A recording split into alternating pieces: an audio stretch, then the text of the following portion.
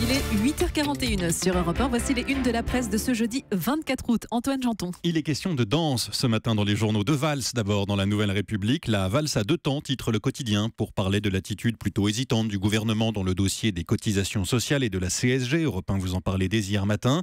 De rumba ensuite dans l'opinion. 1 pas en avant, 2 pas en arrière. La CSG augmentera en 1 fois le 1er janvier. Les cotisations sociales, elles, baisseront en 2 fois l'an prochain. Bref, le bonus attendra, résume le Télégramme. La hausse du pouvoir d'achat promise par le président de la République est retardée. L'entourloupe d'Emmanuel Macron, écrit l'Humanité en première page. Photomontage à l'appui. On y voit le chef de l'État affublé d'un très long nez, un nez qui s'allonge comme celui de Pinocchio. À la une également, l'inquiétude des associations. Elles poussent un cri d'alarme, constate Midi Libre. Elles contestent la baisse annoncée du nombre d'emplois aidés. Inquiétude aussi et même colère pour les élus locaux.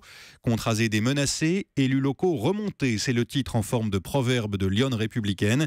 Une colère entendue par Gérard Larcher. Le président du Sénat dit son désaccord sur la méthode et sa préoccupation compte tenu des effets de cette baisse. Il le fait dans une lettre adressée au Premier ministre, Édouard Philippe. Un courrier envoyé avant-hier, non sans arrière-pensée. Les élections sénatoriales auront lieu dans 1 mois. De nouvelles tensions entre le Parti socialiste et Benoît Hamon et partant de nouvelles suspicions, c'est à lire dans Le Parisien aujourd'hui en France. Quelques dirigeants du PS, Julien Drey en tête, s'interrogent sur le financement du meeting tenu le 1er juillet dernier par l'ancien candidat socialiste à la présidentielle. L'a-t-il payé avec l'argent de la campagne ? Non, répondent les amis de l'ancien ministre de l'Éducation. La réunion, qui a coûté 56 000 €, a été entièrement payée par des dons et par des souscriptions, disent-ils. Une version dont doutent donc quelques responsables, rue de Solferino.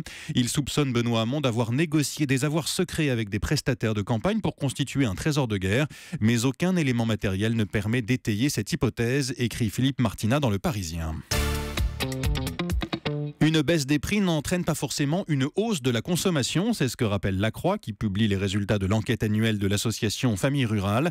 Les fruits et légumes ont coûté moins cher cet été que l'an dernier, moins 8% en moyenne.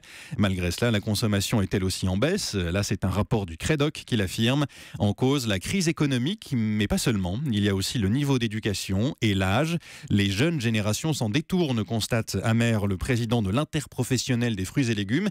Question de mode de vie, les jeunes achètent surtout des plats préparés. Il faut les éduquer, il faut des opérations de sensibilisation à l'école, dit-il.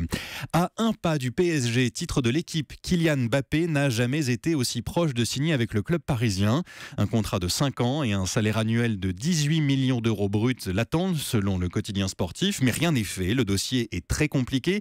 Il faut être créatif, et c'est un euphémisme, disait-on au PSG ces dernières heures. La solution trouvée semble être la suivante, une sorte de package, une somme de 140 ou 150 millions d'euros, ce qui ferait du jeune attaquant de 18 ans le 2e joueur le plus cher de l'histoire derrière Neymar.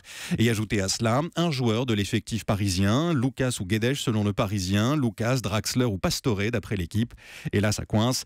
Aucun d'entre eux n'a envie de quitter le PSG. C'est pas faux, pas facile de quitter la poule aux œufs d'or.